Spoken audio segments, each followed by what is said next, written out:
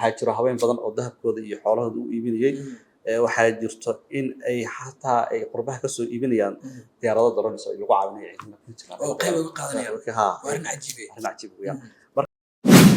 bilowga dagaalka dadka sida loo maleynayay sida hadda xaalkii halaba kala yihiin sababtoo ah waxa la isdhahayay Daacish aad bay u adag tahay sida shaabka ka darayay oo marka dagaal ku adkaan doona laakiin awoodda ciidamada Puntland oo dhameystiran waa waxay suurtagelinaysaa in la wiiqo awoodooda ay hor istaagi waayaan marka dagaal uu dhaco dhabarkii aadinayaan marka waxay sameynayaan xataa waxyaabaha lala yaabiyay dhulka hoostiisa waxay ku xawaalayaan wixii agab ay haystaan sida gaadiidka inay furfuraan kuwa qaarkood intii miinooyin ku xiran ay gubaan ay qarxiyaan waxaa laga helay rasaas tiro badan hub tiro badan saanad ay ka mid yihiin tusaale ahaan mootooyinka saddexda lagu laho oo markaa loogu tagay dhaawacyada lagu qaato waxaa jiray in xataa baaskiilo laga helayay muxuu yahay waxa ay tahay hadda inay sameeyaan dowladda federaalka Puntland maxay tahay inay hadda u dhaqaaqdo si ay ugu yaraan si degdeg ugu guuleysato waa run laakiin weli Jubbaland ma aysan helin taageeradii u baahneed sababtoo ah beesha caalamka dhaqaalaha ay ugu talgashay howlgallada in nimanka lagula dagaalamo dad gaar u gacanta ugu jira xilli doorasho ee madaxweyne Siciid Cabdullaahi Deni waxaa muuqanaysa inuusan waqti badan ku bixin inuu intii Daacish aruursanayeen dabcan waxaa la sheegaa warbixinada qaar sida lagu daabacay intii labadii taaram isaga wahay xilka inay aad isugu abaabulayeen burahaas waynood maxaa keenay in hadda lagu duulo oo xilliga wax lagu duuli waayo السلام عليكم ورحمة الله وبركاته وعنا ونكسن داودي الكسو لواذا برنامج قارون ديرادة كساري دونادو وبينه وقلده والقلده كسعدا deegaanada Puntland si gaar ah gobolka bari buuraleydaas oo dabcan maalmihiin la soo dhaafay ee howlgallo xooggan ka wadeen ciidamada dowladda Puntland haddaba waxaan waraysigan dabcan la yeelan doono oo ka daawan doontaan haga bulsho TV saaxiibkay Cabdirasaaq Carte oo maalmihiin la soo dhaafay si gaar ah isha ugu hayay xogaha kala duwan ee halkaas iyo guulaha ay ciidamada dowladda Puntland gaarayeen su'aalaha ugu waaweyn ee la isweydiinayo waxaa kamid ah maxaa ka dambeeyay tahay sababta ka dambaysan guulaha taxanaha ah ay ciidamada dowladda Puntland ka gaarayaan buraha Calmiskaad sidoo kale waxa jira warar la helayo oo la xiriira in ciidamada sirdoonka ah iyo sidoo kale qaybaha kala duwan ee bulshada ay door muhiim ah ka qaateen howlgalkan oo dabcan ah howlgal ay si weyn u abaabulayso madaxtooyada dowladda Puntland oo aad abaabulkeedu uga socdo si guud deegaanada Puntland qurba joogtuna ay kaalin ka ciyaarayaan marka ay shakhsi dhow عاول هذا ما صنتها ودوهاي وما صنتها howlgalladaas si u socdaan waad mahadsan tahay muddooyinkii ugu dambeeyay Puntland waxay qaaday howlgallo la qorsheeyay oo xogo badan oo markii la helay kadib ciidamada sirdoonka Puntland ay soo gudbiyeen in ay sii xoogaysanayaan ururka Daacish sidaa darteed Puntland marka waxay gaartay go'aan ah in kooxdaas meesha laga saaro marka waxa u suurta gashay in dagaalada qaada Puntland ay guulo waaweyn soo hoyeen marka guulahaas waxaa ka mid ah inta badan waxay dagaalada ka dhacayeen dhulka buuraleyda sida buuraleyda way kala qayban yihiin waa silsilado waxaa ka mid ah tabakar la dhaho iyo miraale iyo tarmusaale iyo marka waxaa la isku dhahaa Calmiskaad burahaaseeto Puntland marka waxaa u suurta gashay in ay saanad military oo kooxda Daacish ay gacanta kaga dhigaan sidoo kale howlgalkaasna lagu qaarijiyo maleeshiyaad ka tirsan kooxda argagixisada Daacish howlgalkaas waxyaabo ugu weyn hadda laga bartaajmada waxaa kamid ah inay qaraxyo isticmaalayeen inay drones badan isticmaalayeen waxaas xaggay ka keeneen maadaama Puntland ay dowladdu ay badan dhisanahay sida ciidan sirdoon lahayd sida la ogyahay kooxda Daacish ama kooxda ISIS waa koox caalami ah oo ka dagaalama wadamadan Syria iyo Iraq iyo magaranaysa si bariga dhexe marka awood waxay u leeyihiin in ay drone isticmaalaan oo miinooyin isticmaalaan marka ciidamada Puntland oo khibrad iyo aqoon u leh in ay ka hortagaan falalka argagixisada ayaa ayaga naftirkooda ka hortagay inta badan qasaaraha soo gaaray ciidamada Puntland in yar oo aad u qabnaayeen waxaa jirta xog sheegaysa in ciidamada dowladda Puntland howlgalka ay ku jiraan aysan iyaga kali ku ahayn arrintaas maxaa ka ogtahay way jiraan in dhanka cirka ay ka caawinayaan saaxiibada caalamka ee Soomaaliya ka caawiyo howlgallada oo inta badan u fududeysay Puntland in ay guulo waaweyn gaarto marka ciidamadaas diyaaradaha ka sokow waxaa kaloo jiro in Puntland ay isku duubni ay guulaha ku gaarayso isku duubnidaas waxaa ka mid ah shacabka iyo dowladda inay isku duuban yihiin oo haweenka ay qaadanayaan kaalintooda ku aadan dagaalka haddii noqoto dhanka gurmadka ciidanka taakulada dal iyo dibadba waxaa jiro haween badan oo dahabkooda iyo xoolahooda u iibinayay waxaa jirto in ay xataa ay qurbaha kasoo iibinayaan diyaarado daroonaysa oo lagu caawinayo ciidamada Puntland oo qayb uga qaadanayaan haa waa arrin cajiib arrin cajiib weeyaan marka guulaha taasaa keenaysa kuwa guduhu maxay sameynayaan kuwa gudaha waxay sameynayaan ciidanka iyo waxay u sameynayaan raashinka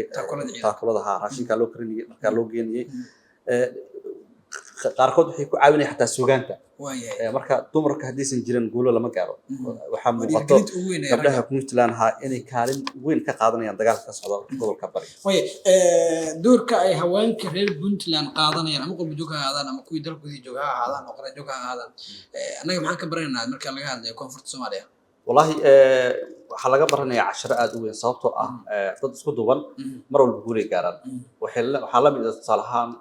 gobolka Hiiraan ama Hirshabelle dagaaladii ka dhacay Hiiraan iyo Macawisleyda inta ugu badan awoodda Macawisleyda gobolka Hiiraan kaga soo saaray shabaab way muuqataa oo xataa waxaa la yiraahdaa Macawisley shabaabka ka baqaa geesinimo kalima aha waa isku duubni marka isku duubnidu Puntland waxaa looga baran karaa ama maamulada kala dalka iyo dawladda dhexe in la iscaawiyo oo la iska kaashado la dagaalanka argagixisada waa wax caalami ah oo adduunyada soo qasay kuwa dambiilayaasha ee ka soo carray Ciraaq iyo Syria iyo bariga dhexe halkaan intay imaadeen waxay rabaan inay gabdhaha iyaga iyo hantideen waxa halkaas ay dhibaato ka geystaan marka Puntland way ku mahadsan yihiin madaxda iyo shacabka isku duubnida ay muujinayaan si marka guul loogu gaaro ciidamada argagixisada ee Daesh wayahay inta marka laga soo gudbo waxaa jirta in maalinta ka dambaysa magaalooyin iyo tuulooyin hor laga qabanayo ee Daesh si gaar ah buuraha silsilada ah dhul adag kulul cimil ahaan aad u adag tahay xaaladiisu ciidamada Puntland qaybahooda kala duwan sida BMPF iyo BMPS iyo dhammaantoodna howlgalka ka wada qaateen Puntland maalin kasta in hor la u diyaarinaysa howlgalka dib u sii gelinaysa oo ay dabcan dagaalka u sii shidaysaa arrintan inta ilag bay Puntland ku sii socon kartaa haddii ay ka go'naato in ay soo door jarto ciidamada wallahi bilowga dagaalka dadka sida loo maleynayay sida hadda xaalkii halaba kala yihiin sababtoo ah waxa la isdhahay Daesh aad bay u adag tahay sida shabaabka ka dariyay oo marka dagaal ku adkaan doona laakiin awoodda ciidamada Puntland oo dhameystiran waa waxay suurtagelinaysaa in la weeqo awoodooda ay hor istaagi waayaan marka dagaal uu dhaco dhabarkii aadinayaan marka waxay sameynayaan xataa waxyaabaha lala yaabiyay dhulka hoostiisa waxay ku xawaalayaan wixii agab ay haystaan sida gaadiidka inay furfuraan kuwa qaarkood intii miinooyin ku xiran ay gubaan ay qarxiyaan waxaa laga helay rasaas tiro badan hub tiro badan saanad ay ka mid yihiin tusaale ahaan mootooyinka saddexda lagu laho oo markaa loogu tagay dhaawacyada lagu qaato waxaa jiray in xataa baaskiilo laga helay marka ciidamada Puntland guulo waaweyn oo aan qarsoomi karin oo beesha caalamka iyo Soomaalida inaha ay ku hayso ay ka gaareen dagaaladaas dagaalkan maxaa wuxuu yahay doorka ugu furan dowladda federaalka ee Soomaaliya runtii Puntland way ka hadashay oo waxay tiri dowladda federaalka haddii kaalinteeda ay qaadanayso soo dhaweynayna marka dowladda federaalkana waxay sheegeen in ay dhanka macnaha duqeymaha ay macnaha kaalin ku leeyihiin sababtoo ah wali waxay sheegeen in dowladda federaalka aysan ogeyn duqeyn dalka Soomaaliya ka dhici karin marka saa darteed waxaan ka caawinay inay yiraahdeen xagga cirka dabcan waxaa jira in isku filnaansho dowladda Puntland hadda ay muujinayso laakiin ay markasta u baahan tahay maadaama waxaa lala dagaalamaya yihiin urur caalami ah muxuu yahay waxa ay tahay hadda inay sameeyaan dowladda federaalka Puntland maxay tahay inay hadda ku dhaqaaqdo si ay ugu yaraan si degdeg ugu guuleysato runtii dowladda federaalka waxaa looga baahan yahay Soomaaliya waxaa jiro dowlado caawiyo oo loogu talagalay sanad loogu talagalay ciidamada Soomaaliya ee la dagaalamaya argagixisada nooc ay ahaato laakiin dowladda ayada isku soo koobto Xamar iyo gobolada dhexe ma dhaafaan maantii ma soo gaaraan gobolada Jubbooyinka ama Jubbaland iyo Puntland iyo waxaan ku rahdaa la ma soo gaaraan deeqaha Xamar ay yihiin marka dowladda waxaa looga baahan yahay in saaradaha militariga ay ku caawiyaan ciidamada la dagaalamaya Jubbaland ha noqoto Puntland ha noqoto ururkan aaskiisa sidoo ku yimid maadaama hadda inta badan Soomaaliya aan hore looga baranin meelo fara ku tirsan lagu arki jiray Puntland maxay ku doorbideen waxay ku doorbideen dhulka buuraleyda gobolka bari in yihiin ayaga kul istaraatiiji ahaan eeganayeen waxayna ka soo talaabaan dhanka sida la sheego masirdoonka ay sheegayaan dhanka xeebaha ama soo maraan dhinaca Soomaaliya soo maraan ama dhanka toos gobolka bari ha soo maraan sababtoo waxaa dirisnaa ah wadanka Yemen runtii qaarkood hadda Yemen ay soo mareen dadka ka dagaalamaya xataa Daesh oo u dagaalamaya ajnabi u badan yihiin waa Syrian wayaan waa Ethiopian ku jiro oo ormaha noqoto Ethiopian noocyada kala duwan waxaa ku jira Tanzanian Kenyan baa ku jiro waxaa ku jiro Suudiyan baa ku jiro baaswara la soo bandhigay waddamadii ka soo jeeda marka waxay caddaynaysaa inay yihiin urur caalami ah marka taasaa fududisay in ay soo galaan waxaa kaloo jirta xataa in waxaan diin inaysan ahayn oo ay yihiin shabakad haddii diin yihiin ama diin sheeganaya xataa ayaga iyo al-shabaab xiriirka u dhexeeyo waad aragti meeshu taaganya dagaalaa ka aragti baa ka dhexayso oo hataa kuma midaysna manhab iyo aragti iyo siyaasadba kuma midaysna marka labadaba waxay noqonayaan laba urur NGO macnaha usoo duulay dalkeena hooyo Soomaaliya qorshe gaar weey dalka in la dhibaateeyo labadaba waxaa hadda muuqanaysa in waqtiyo gaabsi ay ku jiraan runtii dagaal adag lagu qaaday cirin dhul ah sababtoo ah dowladda Soomaaliya waxay qaaday howlgal oo inkastoo howlgalka uusan balance ahayn hadduu howlgalkaasi balance ahaan lahaa awoodda shabaab mar hore soo afjar male shabaab ukumadooda wuxuu yaalaa gobolka Jubbada Dhexe haddii marka si wada jirka howlgal loogu qaadi lahaa oo koonfur galbeed iyo Jubbaland iyo maxaa ku raad galmudug iyo dowladda dhexe al-shabaab xilligan mar hore waddanka laga saar lahaa argagixisan laguma arkeen marka taasi waxay jaanis u siinaysaa shabaabku way guuraan marka ilmahooda iyo ukumahooda waxay yaalaan halkan ayagana waxay u guurayaan halkaas kasoo dagaalamayaan kuwa u nasanaya marka maamul goboleed ay weerarayaan marka awooddaas taas siinayso waayahay toddobaadkii lasoo dhaafay intaan ogahay waxaad si gaar isha ugu haysay buraha calmiskaad waxyaabaha la yaab kale aad buraha ka aragtay ka maqashay ama dee muuqaal ahaan aad daawatay maxaa ka mid ahaa wallaahi waxaa ka mid ahaa waxaa jiray sargaal oo shalay ku dhintay allah naxariista dagaalkaasi iyo wiilkiisa taasi waxay ku tusaysaa marka in aan loo kala harin dagaalka sababtoo ah meel wiil iyo aabihii oo ka dagaalamayaan cid ka maqan ma jirto Puntland say u leeyihiin dal iyo dibad meel walba ha joogaan dagaalkaasi tuu ku midaysan dagaalka bilowgiisa laba nooc ala dhintay waliba saraakiil sidoo kale marka way imaanaysaa saddex ka badan oo walaalo ama saqale inay dagaalka ku dhintaan maadaama haddii dagaalkii hal wada galo waxay noqonaysaa marka in khasaarana uu imaan inkastoo aad u yahay khasaaraha Puntland loo duceynayo ciidamada la beegsanaya qaraxyadaas iska koobay ma badno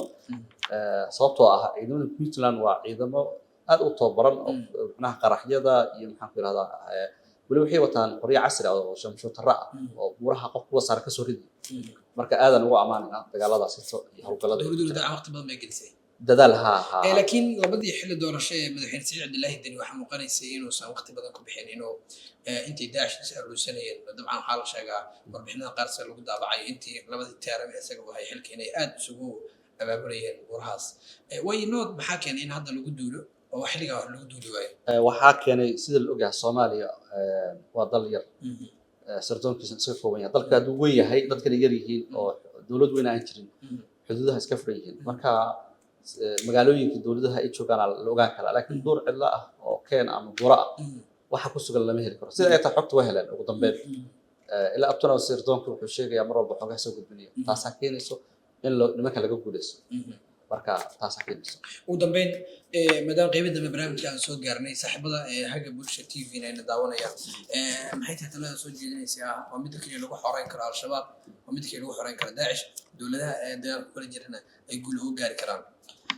waxaan soo jeedin lahaa in si wada jir ah marka dagaalka loogu qaado sababtoo ah Puntland markii xagga dagaalka ka wado shabaab marka awood u lahaan inay ka soo gudbaan dhinaca Puntland si aadam